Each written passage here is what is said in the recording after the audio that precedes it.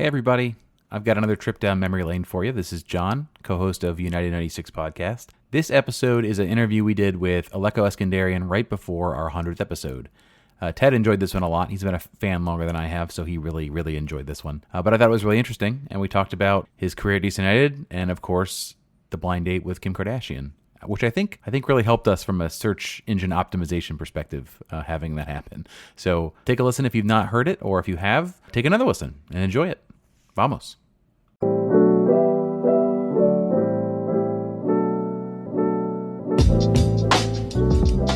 Hey everyone, welcome to RFK Refugees Podcast. I am your host, John Hoffman. Co-host Ted Meyer is silent. He's sitting here very quietly, but not contributing. So it's just me for right now. So right now, we hope to play you an interview we did with Washington Spirit player Ashley Sanchez. We had a little bit of an issue with scheduling, so we are not going to do that this week. We hope to do that in the coming weeks before the season starts, so we look forward to having that conversation with Ashley. In lieu of that episode, we're going to play you an episode from the archives. I'm not sure if all of you have been with us from the start. I assume most of you haven't, but we had Alecko Eskandarian, club legend, MLS, he's played on a bunch of teams, scorer of great goals, celebrator of great celebrations, Alecko Eskandarian. Yeah, he was with us on episode 99 and a half. So if you are new since then, this will be a treat. This will be something new for you. If you were already with us and listening, hey, you can listen again. It won't kill you. You might enjoy it. Just some news and notes before we get into that replay. I want to make sure that you join us for our tailgate. So our tailgate now is coming up next Saturday. So make sure you go to rfkrefugees.com/tailgate. That is the URL, but basically what you're going to do is you're going to join a Zoom call. You're going to hang out with us. You're going to have a beer or a wine or a mixed drink or a soda or whatever you want and talk to us about the game and about the season, about the show, about anything you want to talk about for half an hour. We are there for you to hear what you want to talk about and what you want to say. After that, the plan is to have basically a regular pregame show. We'll have guests probably. We'll talk about the lineups coming out. We'll talk about the game that's about to happen, and then we will hand it off virtually to Dave Johnson and Devin McTavish of the actual DC United pregame show. So plan ahead. You know, most of you can't be at Audi Field, unfortunately, but you can all be on the Zoom call. So again, rfkrefugees.com/tailgate. And then one other thing I want to make sure you saw is that we now have a scarf for the 2021 season. It's got a pretty cool design on it. It's got our name. It's got our logo. It's got Vamos United. So if you are into scarves, if you love things that you wear around your neck, particularly now that we're selling them in April and May, so when it's really chilly here in DC, you can buy a scarf. It is, I believe, $25 and shipping is free. And I think you pay tax. I'm not sure. But go to rfkrefugees.com. It's right there. Right there. You can click and you can pre-order. The idea is to have them shipped to us the end of this month and shipped to you by May. And I will lovingly stuff each scarf in an envelope and send it to you with my thanks and eternal gratitude. And maybe a sticker if I've got stickers left. Anyway, thank you for listening to 3 minutes of me alone advertising for things. Also, if you want to go to patreon.com/rfkrefugees, you can support the show that way. That's really the mechanism by which we do these second shows. It takes a lot of work, usually, to book and interview folks and get it out to you guys on Thursday. In this particular event, we're reheating an old dish that I hope you like and that you may have not seen before. So, after all that, thank you. I hope you enjoy this episode, this interview with Alecko Eskandarian, and we will see you at our normal time, Monday night, 8:30 on YouTube, and we're going to be talking about real honest-to-God soccer that's happening when that podcast comes out that week. So get excited, and vamos. Oh, now a break here for DC. Eskandarian, one-on-one with Pierce, takes a shot, and a goal! What a great finish by Eskandarian against the run and play. DC take a 1-0 lead. This is a wonder goal. This is a little tiny mistake in the back, miscommunication. Eskandarian gets it, takes off. He basically swings his foot, knocks it off the inside of the post. On the turn. Quick shot, Eskandarian! It's tied! Posts up, gets on that left foot. That is his strength, and you cannot hit a ball any better than that. Great touch. That's his strength. Another knuckleball in the upper corner. Welcome back to the RFK Refugees podcast. Ted here again. We are talking DC United, everything, and we have a very special guest on the show today. We have Alecko Eskandarian, the man, the myth, the legend. Alecko, how you doing? I'm great. Thanks for having me, guys. It is okay if I call you Alecko, right? Or do you prefer Esky? I know people. Absolutely. Whatever rolls off the tongue, man. I've heard every iteration of my name at this point in my life. Yeah, man. Well, it's awesome to have you on the show. I guess let's get into it. A big reason we brought you on here, 25th anniversary of DC United. Hard to believe it's been going on. It's been going on that long. You were a part of the 2004 MLS Cup championship team. That is a memory that's near and dear to my heart, as far as what I got to see you do on the field. I guess just give us a sense, like, what was it like being a part of that team in 2004? It was special, man. I was obviously young, so I remember at the time just kind of being like, man, I wonder if this is what every professional team is like and things like that. I obviously went through a really rough 2003 season with being the number one pick and then just not getting as much playing time as I wanted. The team struggled. We had issues in the coaching ranks, and obviously there was a change at the end of the year, but there was just a lot of turmoil in 2003 where it was kind of like a rude awakening where I was like, man, I came from college where I was playing with a lot of my friends and kind of fighting for each other. And then all of a sudden that 2003 season was a bit of a circus, if I'm being totally honest, like so many strong personalities and just mayhem across the board. So 2004 for me was very much personally a redemption year where I had a chip on my shoulder where I wanted to shut up some naysayers and also just show the fans what I was capable of. And then I'm truly grateful for Peter Novak taking the helm and just giving a lot of structure and discipline to our squad and leadership that we desperately needed.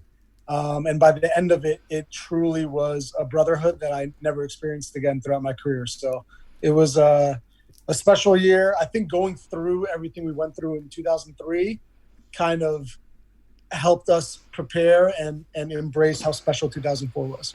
I believe you had a story. I think it was you that had a story about Histro Stoichkov not wanting to get subbed off, and Ray Hudson.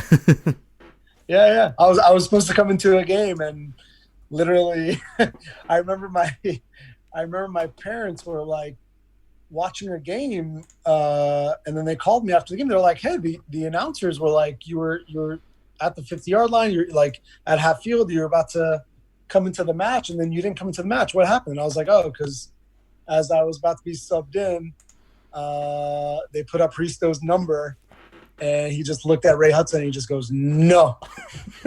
And Ray was like, No, Hristo, you're coming out. He just goes, "No, 10 more minutes." And I looked at Ray looked at me, and then he was like, "All right, like, go warm up 10 more minutes." And then in the meantime, I think we scored a goal or the other team scored a goal, and then they just scrapped the substitution, and that was that. And I'm like, all right, that's how things are being run here. Well, I don't think that doesn't sound like the type of thing that happened under Peter Novak's watch. I don't think Peter Novak would have stood for something like that. Definitely not. And that's probably one of my more tame Hristo stories. So that guy's a legend. Well, I think there was also there was a little snot-nosed brat who I think you would probably refer to him as coming in 2004 as well, Freddie Adu. What was the circus like? I mean, from your perspective, I guess, what was the circus like with that? And I don't mean Freddie. No, Freddie, I'm sure, was a very, very nice kid. I was trying to be a little funny there. So no, Freddie's to this day a dear friend of mine. But you could call him a brat because he was a little bit of a brat at times. But who isn't at 14, right? Who's right, not a brat at that age? I think we thought we were prepared for the Freddie show, but no one was prepared for that, man. That was the soccer version of the Beatles. I mean, literally everywhere we went was sold out crowd and a bunch of preteen kids who were just worshiping Freddie. And me personally, I loved it because I've always been the type of player that whenever there was more on the line or more eyeballs or cameras, it always got the better out of me. So I love that Freddie was able to bring that to our team and to our league. But yeah, there was just so many other characters that were all of a sudden around the locker room, and agents and advisors and all kinds of people and psychologists. And yeah, he had a whole like entourage that kind of followed him around. And yeah, I'm sure it was tough for him to deal with. And it became a bit tumultuous with our team as well, because it became tough to ask him to behave like a rookie when he was the highest paid player in the league. So it was a weird dynamic, but ultimately I enjoyed my relationship with him as a friend, and also I liked playing with him as well. You were part of what many people called the Magic Triangle in 04. You know, things weren't going all that well for the team. They were kind of sitting in sort of the middle of the table. Then DC goes in, brings an Argentine player by the name of Christian Gomez. And suddenly it took a little bit probably, but suddenly it just connected, and you guys looked like you were on the same page. And I still contend you, Jaime, and Gomez played some of the best soccer probably since the early days of DC. How is it that, you know, because Christian comes in midseason, we all talk about, you know, we see MLS players today coming in midseason like it's no big deal, and they take a while to acclimate. How was it that you, Jaime, and Christian were just able to get on the same page so quickly in that season? Yeah, I think just Christian's skill set matched perfectly to what Jaime and I brought to the table. And it's funny because I remember in training, there'd be times where, just because of numbers, where Peter Novak would actually jump into practice. And there were times that we were, you know, playing 11 aside or whatever it was, just training drills. And Peter was an attacking midfielder. And I remember when Peter would jump in, if he was on my team, I would tear it up. I would score goal after goal just from Peter, you know, finding me on these little through balls and passes. And I'm like, Peter, please sign yourself. Like, we need a number 10, you know, like if you played, I'll score double the amount of goals. And so we'd always kind of joke around it, like we need a number 10. And then they signed Christian, and I'll never forget Christian's first week of training. He was terrible, like awful. And I remember all of us in the locker room were like, how much are they paying this guy? Like, where do they find this guy from? And oh man, what a waste. And like all this stuff. And he just like couldn't do anything right. He didn't speak the language. He didn't understand anything anyone was saying. So he found it really, really tough in training. And then it was probably like 10 days in, 2 weeks in, we played an 11 aside inter-squad scrimmage, and he legit scored 5 goals in 11 aside. And we were like, that's unheard of. You don't score 5 goals in 11v11. And I remember we kind of walked back in the locker room like, man, freaking Christian was on fire today. And we're like, yeah, 5 goals, like just must have been his day. And then all of a sudden it was his day every single day after that.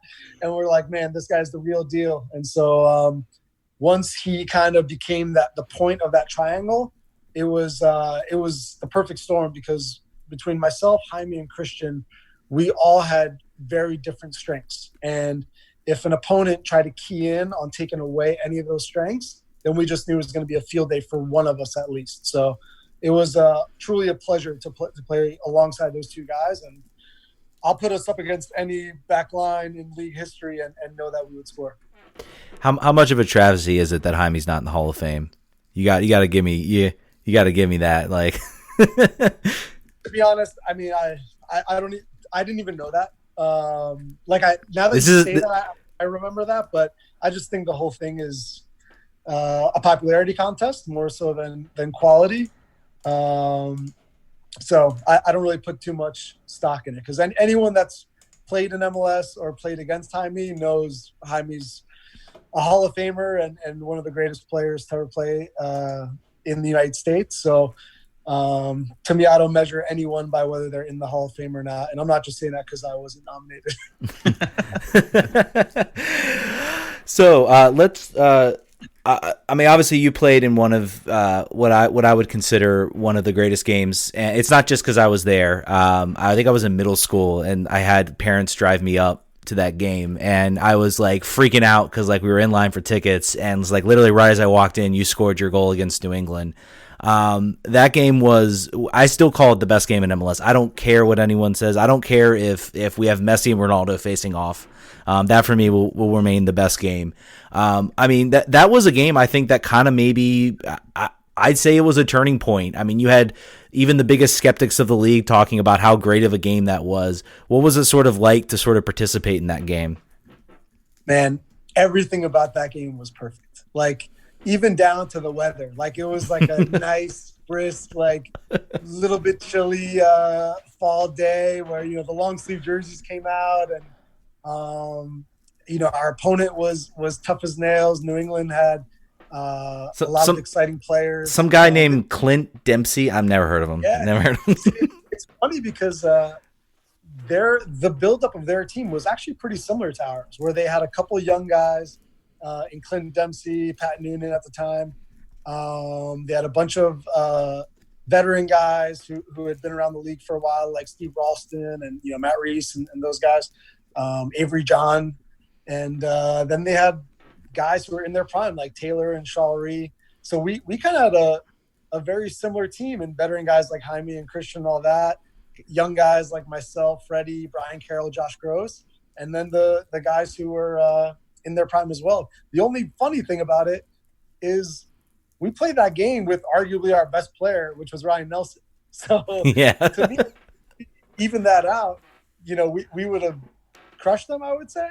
But the fact that we had, because I think Dima was out that game as well. Dima was out, and Ryan Nelson were out because they both were suspended. So those were two key pieces to our team that were out.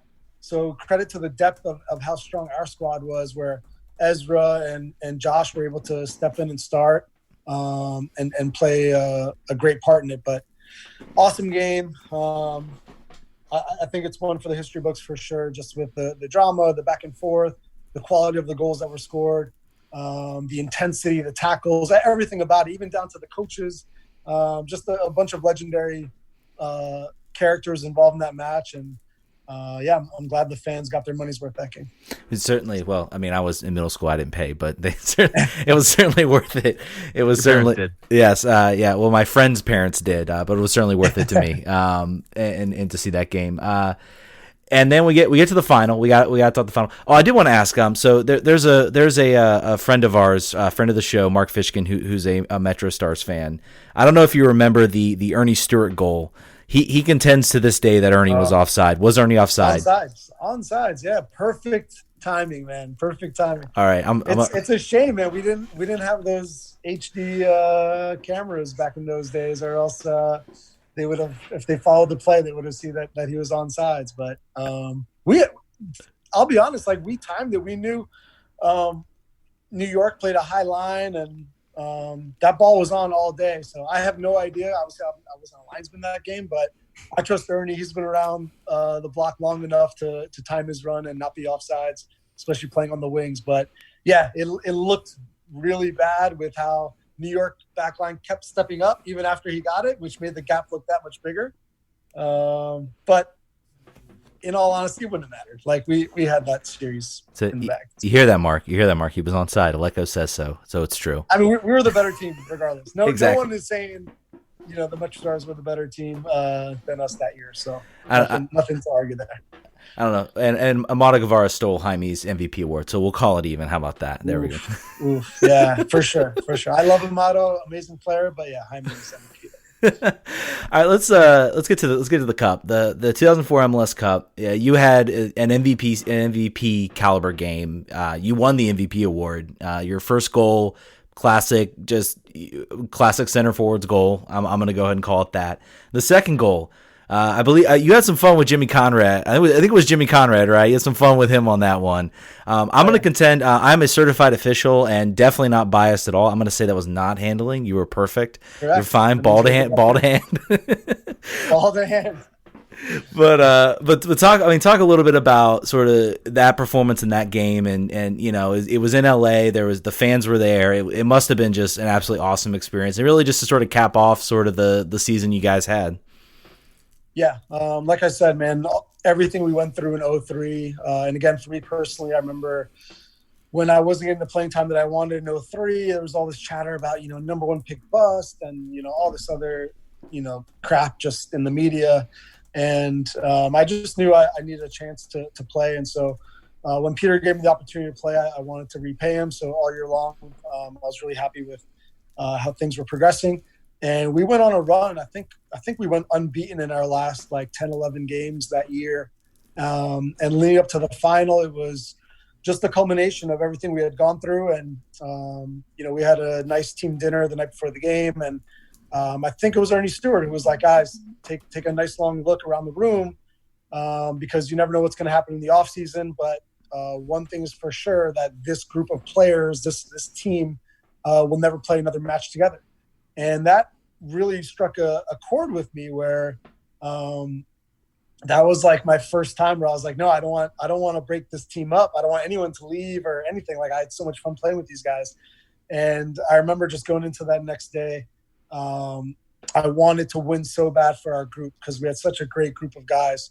To give you an example of how much fun we had as a group, normally on every team, when you go out to bars or whatever it is, like every team has cliques, right? Like 3-4 guys go to dinner here, a couple of guys go there. Whenever we went out with that 04 team, we had like a group of like 22 that we rolled through it. Like it was, we couldn't go to like packed places because we're like, nah, we're 22 deep. We can't just roll into, like, the party will follow us to wherever we went. That's really uncommon, right? If you look at MLS teams, that seems really uncommon. Completely uncommon. Like I said, I never had that experience on any other team I've been on. I played for 5 MLS teams. So it was very, very uncommon. But that, again, it was the leadership in the locker room where, starting with Ryan Nelson, the captain, and even like the older guys who very much understood what that team camaraderie was all about. So going into that game, the other thing I'll say, which I actually tell this story to a lot of kids that I talk to these days, but I used to do, a group of us would go to like a Bible study before matches. So we went to this Bible study, and there was this whole verse about, stepping up when you're needed, and not necessarily about being a hero, but just taking responsibility. That was the whole message, right? Taking accountability, taking responsibility, not waiting for someone else to do the dirty work for you. And I'm not kidding. I'm in the match, sporting Kansas City, or Kansas City Wizards at the time, score a great goal. Jose Burciaga, like 5 minutes in, hits a bomb. And I remember just being on the field, walking around, and when you're playing soccer, obviously the game's going on, but you're just constantly just talking to yourself, right? Like, you have your inner voice that's just kind of like, all right, I hope this guy makes a play, or man, I hope Jaime beats this guy. I hope Christian, gets us back into the game, whatever it is. And you're just talking. And I just had this moment where I literally started telling myself, like, why are you waiting for someone else to step up? Like, you step up. Stop waiting for someone else to make a play. Like, maybe your team needs you to do something now. So I literally had just that message in my head, which kind of echoed the Bible study that we had prior to the match. And sure enough, the opportunity presented itself, and Brian Carroll passed me that ball. I posted up Nicky Garcia, turned around and spun him, and scored that first goal. And then the second goal, shortly afterward, Ryan Nelson, right before the game, was like, hey, you set our pressure. Anytime you feel like you can press their center backs and cause a turnover or a poor clearance, you go for it. You have that free reign. So I kind of baited, I think, Jose to throw the ball into Jimmy, and then I just ran at him like a crazy person. Jumped up to try to make myself big, but my arm was up just covering my face, and he kind of cleared it into me. At the time, I didn't even know where it hit. I thought it was close to like my elbow, but it certainly was not intentional or anything like that. My hand was near my body, but went through and just put it away. And then we got a third goal shortly after that as well. So it was a nice little 7-8 minute spurt to get those 3 goals. And then it was just about managing the game to see it through, but didn't get any easier with Dima getting a red card and playing down a man for those last 20-30 minutes. Dima, probably the most famous red card in MLS history. You probably endeared yourself to many DC fans. You were already endeared after your Cup performance, but we got to talk about the celebration. We got to talk about the one, because you're a Jersey guy. You're from Jersey. Oh, yeah. I know you're a Jersey guy, and you probably grew up going to some MetroStar games. I'm going to go ahead and say so. Season tickets. Season tickets. I knew it. So what was it just had to be you, right? It had to be you because I think it was a team. The team, someone was going to do it, and Jaime didn't want to do it, and you're like, well, someone's got to do it, so I'll go ahead and do it. No, it was. So when Red Bull bought the team, well, first I have to rewind because when I was coming out of UVA, there were a lot of rumors that the Metro Stars were gonna trade up to take me number one, and that was kind of the message I was getting from my agent, from a lot of people. So from what I understood, they had the opportunity to do so, and when they didn't, and DC kept the number one pick and took me, I took that in a way of, okay, you chose not to go this route and not to take me, not to bring me home. So now DC's my home, and now you're the enemy. So after that, I made sure any chance I had a chance to remind them that maybe they made a mistake, I was going to do my best to show them. So whether that was scoring goals in the playoffs or coming up with creative celebrations, that was something that I took to heart. And to me, it's just the spirit of competition and of the reason we play this game, right? Like, you want to play and have fun and talk trash and enjoy that pressure. For me, I always thrive under the pressure. So I loved kind of that little rivalry. And the other part of it is anytime I played against New York, that was a homecoming for me. All my friends, all my family were there. So the stakes got up even more. So I had to do something entertaining and fun for them. But when Red Bull bought the team, just in practice, we kind of joked around. I think it was Santino of like, oh, we got to do something, related to Red Bull. And when we went on that trip, Benny Olsen was actually my roommate on that trip. And I'll never forget, he was talking to Chris Albright prior to the game. Chris Albright was playing for LA Galaxy at the time. And Benny was just talking. He was like, yeah, our game's on ESPN. So it's, because you only got like one nationally televised game a week in those times. And sometimes it was like one a month. So we had the ESPN game. And so they're on the phone and Albright's telling Benny like, you got to do something on TV. And Benny's like, I'm not going to score a goal, but Alecko's going to score a goal. Like, Alecko, you got to do something. And I'm like, all right, if I score, I'll do something. But I didn't know what. And then when we walked into Giant Stadium and we went to our visiting locker room, we normally had a cooler filled with like Gatorade and water and recovery drinks and things like that. And we had obviously been there I think a month prior where we knew the setup of the locker room. All of a sudden, Red Bull bought the team. And when we walked in, they replaced the cooler with just like a giant Red Bull freezer with 1,000 cans of Red Bull. And we were like, what is this? Like, where is our normal setup of like water, Gatorade, recovery drinks and shakes and all that? And it was just gone. And we literally had to tell, I think, the team admin to go find us like water and Gatorade. Like, it was a little bit of a slap in the face where we're like, dude, we get it. You guys bought the team, but you still need to treat us like opponents. This isn't like a commercial, So right at that moment, I'm like, okay, I'm going to do something with one of these Red Bull cans that's in this freezer. So I took one out to the field with me, put it next to the bench, told one of my teammates, hey, if I score a goal, throw this over.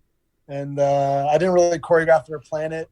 So I ended up scoring, 15, 20 minutes in. I feel like it was early in the first half. And I had never had a Red Bull before. I had never drank Red Bull in my life. It was like a new drink, So it's a high risk move then. It was kind of a high risk celebration for you there. Could have tasted like anything. I thought it was like a Powerade, I thought it was just going to be like a sports drink. So when my teammate threw it over to me and my plan was to like chug it and like smash it against my head or something. But then as soon as I started to drink it and it hit my lips, and I was like, oh man, this is carbonated, man. And all of a sudden I'm like, if this is soda, I'm going to like cramp up. So I had to call an audible, pivot my celebration, and right away went to spitting it out, pretending like I meant to do it, tossing the can, and went off on my way and got the second goal in the second half just to be safe. That's sure good improv. That's good improv. Then you adjusted, and it seemed. I think it worked out just as well as your original plan. I think. I'm sure Benny loves the fact you're telling that he's the genesis of the whole plan. By the way, let me just say he's the spark. Yeah, I mean, he didn't tell me what to do, but he definitely influenced me doing something. I'll leave it at that. So I think most of our listeners are new fans. So and that last question would count for this. So apologize in advance for asking to play the hits a little bit. But there's one more that you know is coming, I think. So it's Alecko and Kanye West. If there was a there before the grace of go I situation, I think this is one of them. So could you tell us a little bit about your brush with sort of TMZ level fame and how it came about? And then if you had her phone number afterwards, what happened there exactly? Yeah, man, LA is a funny place. A lot of celebrities rolling around, and everyone's all about image and all that stuff, which for me was never a big thing. But one day out of the blue, I had some friends of mine who were also Armenian who ran an auto body shop in LA, and they're huge soccer fans. So when I came to LA, they kind of opened their arms to me, and we became friends. And one day out of the blue, one of my friends was like, "Hey man, would you ever go out with Kim?" And I was like, "Yeah, obviously. Like who wouldn't?" And he was like, "Yeah, like I'll put a word in. I'll put a word in." I was like, "All right, cool. Like put a word in if you want, but like it's not gonna happen, obviously." And that was that. And then all of a sudden, it was probably like 2 months later, no heads up or anything, I got a phone call one day, and it's Kris Jenner, Kim's mom. And she literally calls and says, "Hey, is this Alecko?" And I'm like, "Yeah." And she's like, "This is Kris Jenner, Kim Kardashian's mom." And I'm like, "Sure it is." And I thought one of my friends was just playing a joke on me or whatever. So I wasn't taking it serious at all. And then all of a sudden I realized I was on like speakerphone, and Courtney and Chloe were like in the room as well. And they were like asking me 20 questions, and they were like, "Hey, you were recommended as like a cool guy that Kim should go out with. So we're just trying to get to know you a little bit." And I was like, "Oh, okay." And then they were like, "Yeah, you passed the test. So we think you're the right guy." And next thing you know, within like an hour, Kim called, and I had a good conversation, set up a date. Producers rushed over to my apartment in Hermosa Beach shortly after that, where I signed my life away on like a million contracts, not having any idea what I was signing. And then, yeah, we went on a date. And it was a good time. Honestly, nothing crazy. From the moment we started, I told Kim, I'm like, "Look, I'm not built for this life, but it's a pleasure to meet you. No stress or pressure. Let's just have a good night." And she was totally down with it. I think our date lasted like 4 hours, had a great time. And we kept in touch for a little bit after that. But for me, it was nice to meet another fellow Armenian who actually does a lot for the community, and nothing but good things to say about her. Totally down to earth, really nice person, good heart, and we had a great time. You and then Ben Olsen, that one time when we were about to sign Wayne Renew, that was the 2 times a DC United adjacent player has been on TMZ or has been picked up in gossip rags. So, we'll take it 1 out of 2. Listen, I'm more excited about. I got to be on the Price is Right. That to me is my. That's great. Yeah. An LA experience if ever there was one. So I wanted to quickly sort of pivot to what you're doing now. So are you the director of player development at MLS? Is that still your current title? Yeah. I work within the player relations department with a focus on player development as well. And yeah, it's been about 3.5 years now at the MLS front office, and it's been great. Obviously, after my playing career, I went back to school, finished my degree at UVA, and then had a couple of different jobs. I was youth technical director at the Philadelphia Union, and then I was coaching for 4 or 5 years professionally with Philly, and then at the New York Cosmos. And during that time, I realized that I had more of a passion on the business side of things. And even though I love coaching, and I think at some point in the future I could always go back to that, for me, I just felt like there was a lot that I wanted to learn and that I could offer in the front office side of things. So made that change, and it's been fantastic being in the league office, seeing how everything works from the background. working with all the clubs, from everything to player signings to academies to scouting to events, the whole every facet that goes into making our league work. I feel like I have some involvement or say in. Just there aren't too many people, I guess, with my background in the office, so it's pretty nice to be able to be in a lot of these meetings that are really impactful on the end product that you see today, and really proud of how far the league has come from the days that I was playing to where it's at now.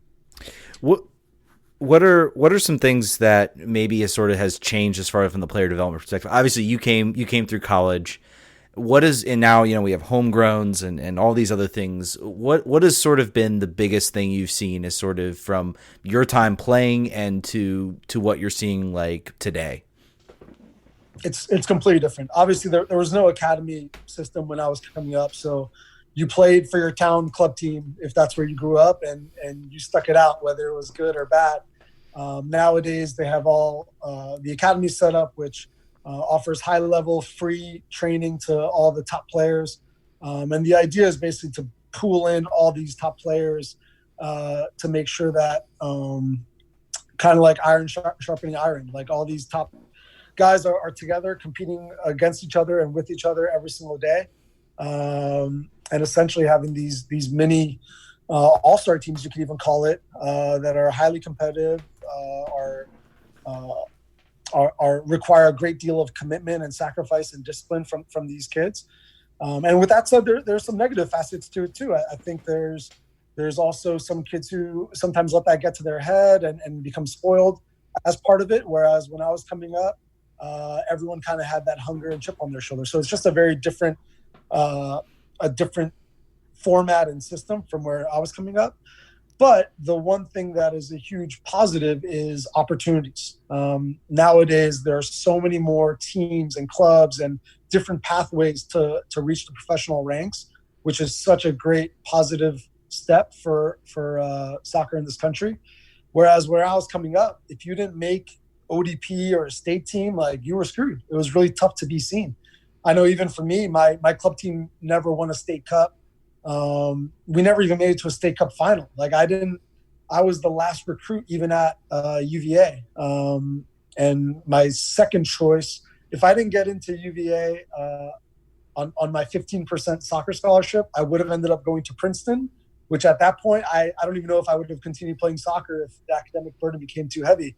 So nowadays, the fact that you can have so many more opportunities to be seen and have more quality coaching and programs and things like that is a huge step in the positive way. And on top of that, you have different leagues now with USL and NPSL and PBL, and again, so many different pathways to get to the top level.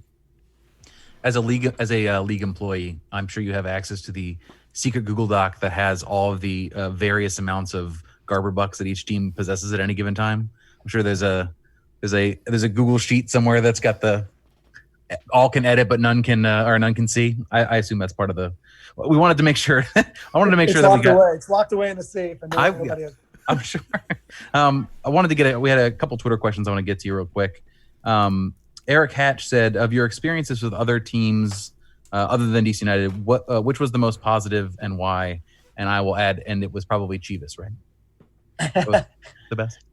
Chivas, we actually had a great team, a great group of guys, but we were treated like second-class citizens, man. It was just not a well-run organization at all. And it's a shame because we actually had a really, really strong team and guys like Jesse Marsh, Ante Raza, Sasha Kleshtin, Johnny Bornstein, Zach Thornton, Jim Curtin. Like, we had a squad, man. We were it was great. But I would say LA Galaxy for sure was the closest between DC United and LA Galaxy. Those are definitely my two favorite clubs to play for. And again, with LA, just the way we were treated was really professional.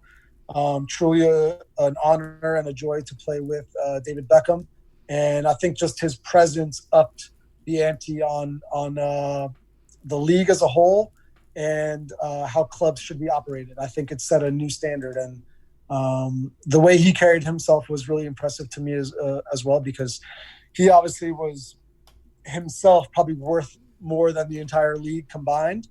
But he showed up to work every day, was truly humble, was a great teammate, was great in the locker room, and never acted like he was bigger than any of us. And even I actually just saw him 2 weeks ago. I went to Inter Miami to visit those guys, and he happened to be there on the training field when I walked in. And a part of me was like, man, we played together, but I don't even know if he remembers my name. But right away, he's like, oh, Alecko, and kind of dapped me up, and we just caught up on the old times. So truly a special guy and a great person. And we had, again, so many other great players on that team, on the LA team, like Greg Berhalter, Johan Karofsky, Eddie Lewis, Landon, obviously, Mike McGee, Edson Buttle, Omar Gonzalez, AJ Lagarza, like just another all-star team of guys where coming to work every day was honestly so much fun.